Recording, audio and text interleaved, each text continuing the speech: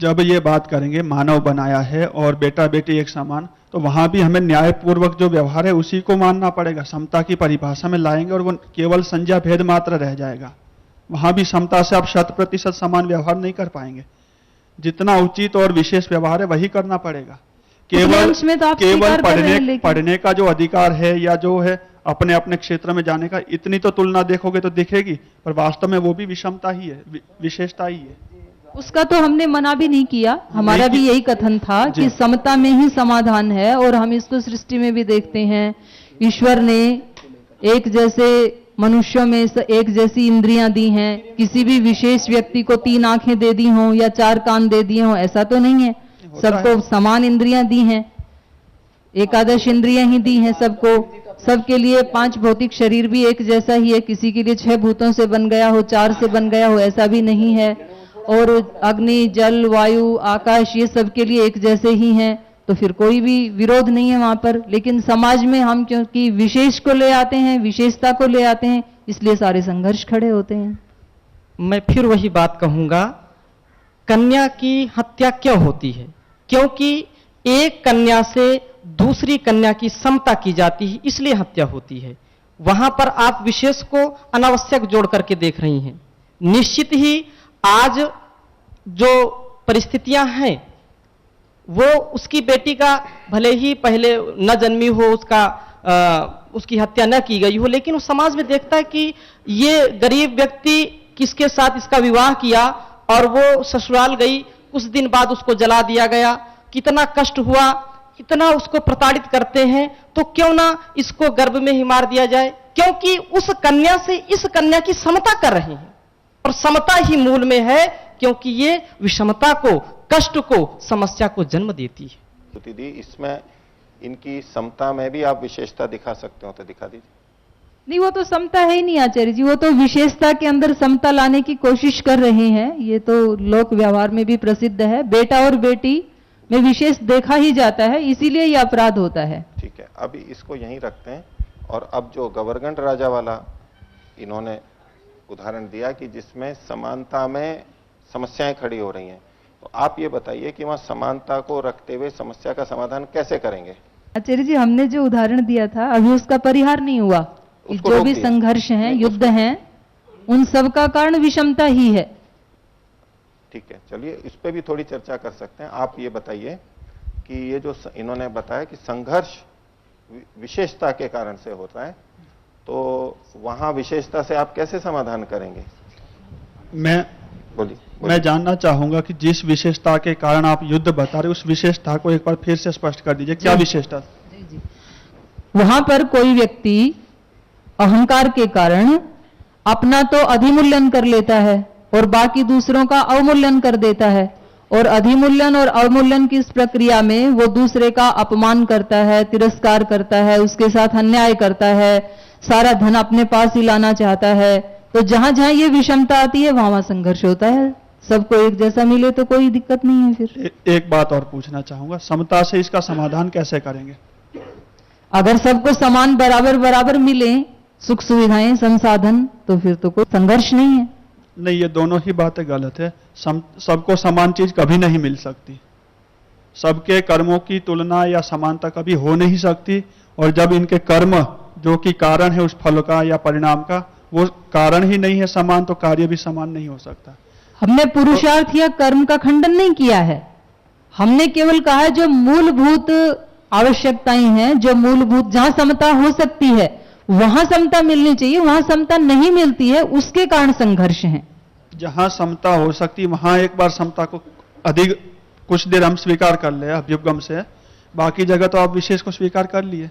नहीं, विशेष को स्वीकार नहीं कर रही हूं, मैं ये कह रही हूं कि हमने पुरुषार्थ का खंडन नहीं किया है। हमारी जो प्रतिज्ञा है उसमें हमने समता से जो लिया है, उसमें हमने पुरुषार्थ को नकार दिया है, सब निखट्टे निठल्ले निकम्मे हो जाएं, ये हमारी प्रतिज्ञा नहीं है। आपने कहा कर्मों के अनुसार, तो उसका तो हमने खंडन नहीं किया। कर्म व्यवस्था का या कर्म फल व्यवस्था का खंडन तो हमने नहीं किया था। और दूसरा जो आपने कहा कि ये जो विशेष के कारण युद्ध आदि होते हैं, विशेष के कारण नहीं हो रहा है, उस व्यक्ति की अपनी कामना इतनी ज्यादा है, लोभ इतना है, लालच है, अहंकार है, तो उन कारण से हो रहा है, तो वो विशेष नहीं है। वो विशेष नहीं है। विशेष को आपने भेदक बताया आपकी ही परिभाषा में, तो ये तो भेदक ही है। हमने न्यायमूलक भी कहा। वो दूसरे व्यक्ति से अपने आप को भेद ही तो कर रहा है इसमें। उसकी जो कामनाएं हैं, अहंकार है, ये तो भेदमूलक ही है। ये भेद क्यों नहीं है, इसको बताइए आप। ये समानता कैसे है? अहंकार आदि ये समानता कैसे है? बोलिए। ओम बहन जी, आपने कहा कि विशेष के कारण ही जितने युद्ध हैं, लड़ाइयां हैं, समानता में समाधान है। और आपने कुछ एक दो उदाहरण दिए, जो युद्ध हुए हैं, राम का दिया, रावण का दिया, तो वहां विशेषता में एक भी युद्ध आज तक हुआ ही नहीं है। उन लोगों ने शूर्पणखा के साथ कुछ ज्यादती की, नाक वगैरह काटी, उन्होंने बदले में समानता में सीता को उठा लिया और युद्ध हो गया। उसने भी समान दुष्ट व्यवहार किया जैसा उनसे कोई गलती हुई। श्री कृष्ण या कंस का लेंगे, कंस ने उसके माता पिता को तंग किया, तो वहां भी समानता है। उसने सोचा कि जब इसने तंग किया तो अब मैं इसको मारता हूं। अगर विशेष ही होता तो कह देता चलो माफ कर देते हैं, कोई बात नहीं। तो हर जगह समानता के कारण युद्ध और तनाव बढ़ता ही जा रहा है दुनिया में।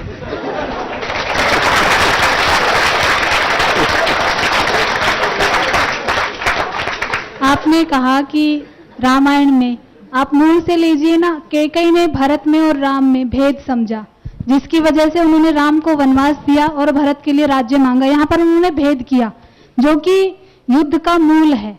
इसमें दोष बताइए आप। समता में कहाँ दोष है? यदि वो दोनों पुत्रों को समान दृष्टि से देखती तो ये युद्ध ही नहीं होता। युद्ध का कारण भरत के लिए वरदान मांगना या राम को राज्य देना नहीं था। युद्ध का कारण था सीता को उठा ले जाना और शूर्पणखा की बेइज्जती होना। तो मैंने वो समानता बताई है। वो वन में ही नहीं जाते तो सीता भी नहीं जाती और सीता भी नहीं उठाई जाती और युद्ध भी नहीं होता।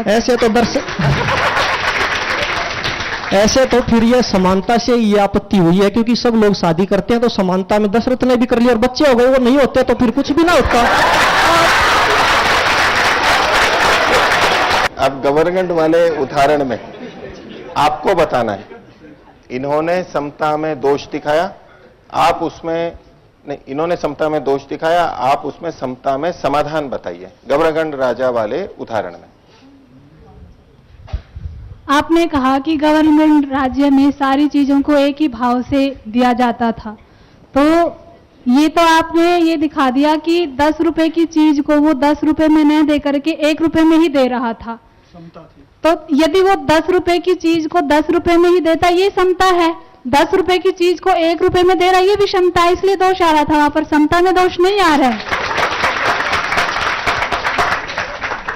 उस राजा ने यह व्यवस्था इसलिए की थी कि उसके मन में यही बैठा था, विषमता से समस्या है। सब राज्यों की जो विषमता उसने देखी, वहां 10 रुपए किलो ये मिल रहा है, सोना इतने रुपए किलो है, सब इसलिए परेशान है। गरीब व्यक्ति तो बेचारा जो है प्याज खा के जीवन चला रहा है, और अमीर जो होते हैं उसके तो कूड़े में बादाम मिलते हैं। तो अब दोनों का रेट एक कर लो, गरीबों को बादाम मिल जाएंगे और जिसको चाहिए वो प्याज भी खरीद लेगा। तो रेट तो समान, मूल्य जो समान किया वो इसलिए किया था कि गरीबों को भी कीमती से कीमती चीज है वो जीवन जरूरत की चीज समझ के उसको मिल जाए। जैसे अमीर को सब चीजें उपलब्ध हो रही वो उसको भी उपलब्ध हो। समता की दृष्टि थी, वहां विषमता की नहीं थी। नहीं, राजा ने समता का अर्थ नहीं समझा। यदि वो समता का अर्थ समझते तो वो ऐसा कभी भी नहीं करते। उन्होंने समता का, उनका अपना दृष्टिकोण वो रहा है। लेकिन समता तो यही है ना कि 10 रुपए की चीज को 10 रुपए में जिसका जैसा मूल्य है उसको उसी मूल्य में दिया जाए, ये समानता है। जिसका जैसा मूल्य है उससे भिन्न में, उससे अधिक में या उससे कम में दिया जाए, ये विशेष है। इसमें दोष आता है। ठीक बात है। वैसे जो है दृष्टांत जिस प्रसंग में दिया गया, आप उससे कुछ हट करके उसको ले जाएं। दृष्टांत को जिस रूप से वो साधन में दिखा करके प्रस्तुत किया है उसमें कुछ दोष दिखाइए। आप उसको फिर अलग ही उसका विवेचन करेंगे तो फिर तो प्रकरणांतर काफी ज्यादा हो जाएगा। नहीं, वहां तो वो उनके अज्ञान के कारण ऐसे हो रहा था। वो थोड़ी समता ला रहे थे, अज्ञान मूलक व्यवहार कर रहे थे वो तो गवर्नमेंट। तो वहां तो वो तो विशेषता ही थी, वहां पर समता थी ही नहीं। समता का तो उनको पता ही नहीं था। समता कुल मिला के उन्होंने समता ही प्रस्तुत की थी, वो बाकी तो समता कहीं कर ही नहीं। ऐसा तो उस उदाहरण में, दृष्टांत में कहीं भी नहीं आता है कि मैं समता का व्यवहार करना चाहता हूं, मैं इसको समता कह रहा हूं, ऐसा तो कहीं भी नहीं आता है। ये तो बिल्कुल उसके अज्ञान का, अविवेक का मूलक है दृष्टांत। तो ये बात उसके करने से ही पता चल रही है, अधिकरण सिद्धांत से, कि उसने फिर जब सारी चीजों का मूल्य अलग था तो एक मूल्य किया क्यों? वो करने का कारण ही ये था कि वो उसमें भेद देख रहा था और भेद को वो समस्या का कारण मान रहा था। ये तो आप एक अज्ञानी राजा का उदाहरण और दृष्टांत दे रहे हैं, प्रामाणिक उदाहरण दृष्टांत नहीं है ये आपका। समझदार आदमी जो है वो विशेषता में ही भेद समझेगा, वो देखेगा जिसके साथ जैसा व्यवहार करना, जिस चीज का जो मूल्य है वो उसी मूल्य से देखेगा, वो समता करेगा ही नहीं, और समता करते ही ये दोष आ रहे हैं। समझदार व्यक्ति इस तरह की तुलना या समानता नहीं करेगा। समझदार व्यक्ति का उदाहरण दीजिए आप। ये तो आपने एक अज्ञानी राजा का दे दिया, गवर्नमेंट राज्य वाला, उसी में तो दोष दिखाना है। समता की गवर्नमेंट के अलावा भी तो बहुत बड़ी दुनिया है, ये कह रहे दूसरा उदाहरण दे दीजिए। अगर उदाहरण तो ये वही देंगे जहां समता में दोष देखा जाएगा। हमने दिखाया। आप इनसे ये आग्रह नहीं कर सकते कि जहां समता है और वहां दोष नहीं है, ऐसा उदाहरण दीजिए। ये क्यों देंगे? आप भी नहीं दे रहे हैं ऐसा। तो इनका उदाहरण जो है वो तो वो देंगे, उसमें आप खंडन कीजिए जो आपने इन्होंने आचार्य जी जो समता में दोष दिखाया है वो दोष नहीं है, समता में तो यहाँ समाधान हो रहा है। समता और विशेषता का सीधा अर्थ स्पष्ट है कि विशेषता जहां होगी वहां भेद होगा। इन्होंने मूल्य की बात रखी है, तो वहां मूल्य की दृष्टि से जो बात रखी है तो वो समता है, ये इधर दिखाई दे रहा है। मूल्य समान है इसलिए वो समता ही है, और मूल्यों की दृष्टि से आप उसमें क्या भेद दिखा सकेंगे? आप जो भेद दिखा रहे हैं वो अलग ढंग से दिखा रहे हैं, क्योंकि विशेषता आते ही तो वहां भेद हो जाएगा। बहन जी जैसा उदाहरण में और अज्ञानी राजा और उसके राज्य में आक्षेप कर रही हैं, हम भी आक्षेप करते हैं आपके इस उदाहरण में, क्योंकि जो ज्ञानी व्यक्ति होगा वो कभी भ्रूण हत्या नहीं करा सकता। वो नमक रोटी खाता हो फिर भी वो कन्या की हत्या नहीं करा सकता, और जो अज्ञानी होगा वो करोड़पति भी होगा तो भी हत्या करा देगा।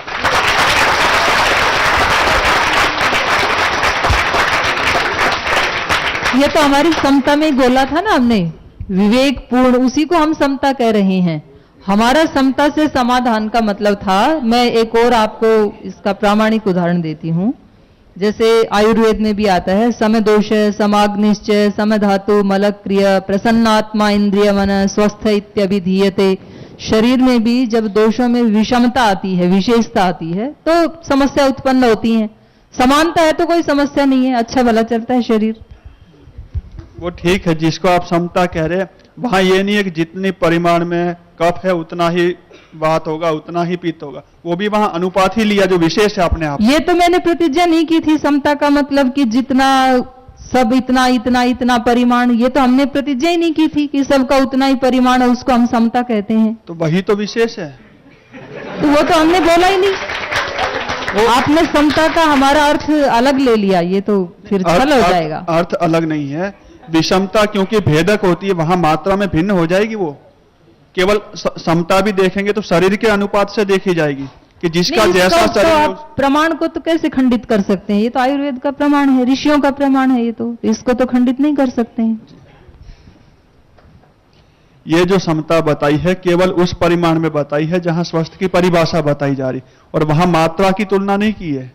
मात्रा देखने जाएगा तो वहां भी वही होगा, अनुपात ही देखा गया है, और अनुपात देखे जाएंगे तो मात्राओं का वहां भेद मिलेगा। इस भेद को भी आप नहीं हटा सकेंगे। उसको हमने बोला ही नहीं। समाज में हम नहीं कहते कि मात्रा एक होनी चाहिए। समाज में समता से मतलब वही है जो इस श्लोक में बताया गया है। हाँ। जहां समता होगी वहां पर कोई दोष उत्पन्न नहीं होगा, वहां सब समस्याओं का समाधान है, एकता में, समता में। और जहां विशेषता आएगी, माने बैलेंस बिगड़ेगा, वहीं पर ही संघर्ष खड़ा हो जाएगा, वहां समस्या आएगी। यहाँ समता शब्द से आप जिसको कह रहे हैं वो उसी को हम विशेषता से कह रहे हैं। तो दोनों में दृष्टांत दिखाने के लिए होता है ना, पूरा दृष्टांत देखिए आप समाज में, जहां जहां भी समस्या है वहां सब विशेषता के कारण है। आप अपने गुरुकुल में देख लीजिए, संस्थान में देख लीजिए, अगर सब ब्रह्मचारियों के साथ एक जैसा व्यवहार किया जाए कोई समस्या नहीं होगी। एक को ज्यादा सम्मान दिया जाए, एक के साथ अपमान किया जाए, एक के साथ दूसरा व्यवहार किया जाए, स्नेह किया जाए, दूसरे के साथ स्नेह ना किया जाए, वहां संघर्ष उत्पन्न होते हैं। सबके साथ समान व्यवहार हो तो कोई संघर्ष नहीं होगा। जी, आप इसी उदाहरण में जो इन्होंने प्रस्तुत किए हैं गुरुकुल आदि के, जी, इनका कहना है कि समता है तो कोई समस्या नहीं है। इसी में आप इसमें समता से जो दोष आ सकते हैं वो बताइए। अब आपने कहा कि गुरुकुल में सबके साथ समान व्यवहार करना चाहिए, इस समता को भी आपको विशेष रूप से परिभाषित करना पड़ेगा और वो विशेषता बनेगी। एक बात, सभी बच्चों के लिए कपड़े लाए, समान नाप के नहीं लाए जा सकते, सबके लिए समान नाप तो बोला ही नहीं ना आप। एक मिनट। आचार्य जी एक बार वो मेरा अच्छे से समझ लें अभिप्राय नहीं, अभी को। रुकिए। नाप को नहीं लाना नहीं, अभी है, रुकिए। कपड़े एक ही कंपनी के आने चाहिए, एक ही रेट के आने चाहिए, एक ही क्वालिटी के आने चाहिए, तो दोष नहीं आएगा। नहीं, नाप तो अलग होंगे, एक के लिए 10 रुपए मीटर ले आए, एक के लिए 100 रुपए मीटर ले आए, तो दोष आता है। नहीं, विशेष रूप से इसी को क्यों ले रहे, उसको क्यों नहीं ले रहे, विशेष हेतु देना पड़ेगा, सामान्य या समान हेतु से काम नहीं चलेगा। ये फिर अति सामान्य में जाएंगे तो वो अति सामान्य नाम का छल माना जाएगा ना। हमारी सामान्य बात को अति सामान्य बना दिया तो छल हो जाएगा। नहीं, ये अति सामान्य है, सामान्य नहीं, ऐसा कैसे सिद्ध करेंगे आप? यदि आप उसको समानता कहेंगे तो उसका क्षेत्र आपको विशेष रूप से निर्धारित करना पड़ेगा। इतने विषय में ही हम समता कहना चाहते हैं, बाकी जगह तो विषमता देखनी पड़ेगी, विशेषता को आप नकार नहीं सकेंगे। और जहां जहां समता को छोड़ के विशेषता, वो तो आपको विशेषता स्वीकार करनी पड़ेगी, और वो विशेषता ही समाधान का कारण है, बाधक नहीं बनेगी, समस्या नहीं बनेगी। और वो विशेषता को जैसे ही आप हटाएंगे, समानता करने जाएंगे, तो समाधान की जगह समस्या बन के खड़ी रह जाएगी। जी, अब बोलिए। अब आप ही बता दीजिए कि समता का क्षेत्र आपकी दृष्टि में कितना उचित है, जिसको आप स्वीकार कर रहे हैं, तो उसका कार्य, उसकी लिमिट एक आप ही तय कर दीजिए, किसको आप समता कह रहे हैं, कहां तक उचित मान रहे हैं समता को। समता अपने स्थान पे रहेगी, बाकी का जो विशेष रहेगा, वो विशेष को हटाते ही वो समस्या बन जाएगी। विशेष को तो उसमें रखना ही होगा, और वो विशेष रहेगा तो पूरा ही समान नहीं कहलाएगा। विशेष में आप समाधान कैसे करेंगे वो बता दीजिए, कि यहां तक तो समता में समाधान होगा, यहां विशेष में होगा, वो आप बता दीजिए। इन्होंने जो समता की व्याख्या की, उसमें जो व्याख्या की न्यायपूर्वक, विवेकपूर्वक, इन्होंने इसमें परोक्ष रूप से विशेषता को भी स्वीकार कर लिया था। और इस बार बोलते हुए इन्होंने भी समता को एक क्षेत्र में समाधान कारक आपने स्वीकार कर लिया। नहीं, अभ्युपगम नहीं था ये अभ्युपगम नहीं था। आपने तो किया है स्वीकार। आपने विशेषताएं भी रखी और विशेषताओं में भी समाधान दिखाया, उसको दिखाते हुए आपने समता में भी एक सीमा तक समाधान स्वीकार किया। तो इस दृष्टि से दोनों ही पक्ष वास्तव में कहीं समता से समाधान देख रहे हैं, कहीं विशेषता से समाधान देख रहे हैं, जो कि एक ठीक निर्णय पे पहुंच रहे हैं कि न तो केवल विशेषता में समाधान है, न समता में समाधान है। अब ये देख सकते हैं कि कहां और कितनी समता होनी चाहिए और कहां कितनी विशेषता होनी चाहिए। केवल समता में समाधान नहीं, केवल विशेषता में समाधान नहीं। अब इस आगे परिचर्चा को हम थोड़ा इस रूप में ले सकते हैं कि आखिर कैसे हो, दोनों का हमें दोनों क्या एक पक्ष सही है, या दोनों में से ही कुछ लिया जाए? अब ऐसा हो रहा है, ऐसा हो रहा है कि कुछ चीजें तो समान हैं, जैसे इस सारे अस्तित्व में ब्रह्म तो एक ही समान है। आपसे यदि मतलब ब्रह्म एक समान रूप से सब में व्याप्त है, सब में एक ही नित्य शुद्ध बुद्ध मुक्त आत्मा है, सब में ही पंचतत्व समान रूप से है, तो कुछ, और यही जो गीता का श्लोक इन्होंने बताया कि सबके अपना व्यक्ति अधिमूल्यन तभी करता है और दूसरों का अवमूल्यन तभी करता है जब वो नित्य शुद्ध बुद्ध मुक्त आत्मा से परे अभिमानी आत्मा को अपना स्वरूप मान लेता है, तब वो इस तरह के आचरण करता है जिसमें युद्ध होते हैं, जिसमें तमाम तरह के संघर्ष होते हैं और विषमताएं जन्म लेती हैं, विशेषताओं में विषमताएं जन्म लेती हैं जो अहंकार मूलक है। तो जो है कहीं कुछ तो समताएं हैं, आप भी मान रहे हैं, जो है कुछ तो समताएं हमें रखनी ही पड़ेंगी कि सभी में जो आध्यात्मिक दृष्टिकोण है, तो सच्चिदानंद स्वरूप परमात्मा समान रूप से सब में है या नहीं है, सब में नित्य शुद्ध बुद्ध मुक्त आत्मा वो है या नहीं है, सब में, तो एक यही समत्व योग उच्यते। तो वो ऐसा दृष्टि, वो और जो समः शत्रु और मित्र में समानता का मतलब वहां पर भी इन्होंने जो उदाहरण दिया, आप शत्रु और मित्रों के साथ अलग व्यवहार करने की बात कर रहे हैं, व्यवहार तो होगा उसके साथ में, लेकिन दृष्टि उसके भी उद्धार की वहां से ही पैदा होगी जब उसमें वह एक चैतन्य को स्वीकार करेगा कि अब ये बहुत हो गया यहां पर, इसका उद्धार होना चाहिए।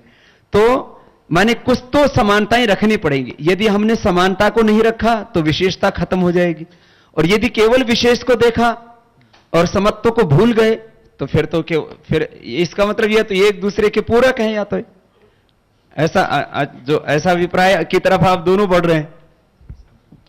तो आप समता को पूरी तरह से या नकारना चाहते हैं तो वो पक्ष आप रख सकते हैं कि समता नहीं होनी चाहिए, ओम। समता पूरी तरह से हानिकारक है। समता पूरी खत्म कर देनी चाहिए। यदि आप इस पक्ष के हैं तो अपनी बात रखिए, फिर इसका उत्तर देंगे। जी अब तो आप दोनों इस पर पहुंच रहे हैं जी, कि जी। समता भी होनी चाहिए और विशेषता भी होनी चाहिए, दोनों मान रहे हैं। तो ऐसा है कि हम बहन जी की बात मान लेंगे, लेकिन पहले मैं एक बात पूछना चाहूंगा इनसे, जो इन्होंने हेतु रखा उस हेतु से, विशेष में दोष देखे जाने से, क्लेश कर्म विपाक आश्चर्य परामृष्ट पुरुष विशेष ईश्वर, और हमें तो उसमें कोई दोष दिखता नहीं, तो हेतु एकदम से 100% खंडित होता है यहाँ पे। तो अब ठीक है, दोनों पार्टियों को जीता हुआ मान लेते हैं, लेकिन पक्ष हमारा यही है।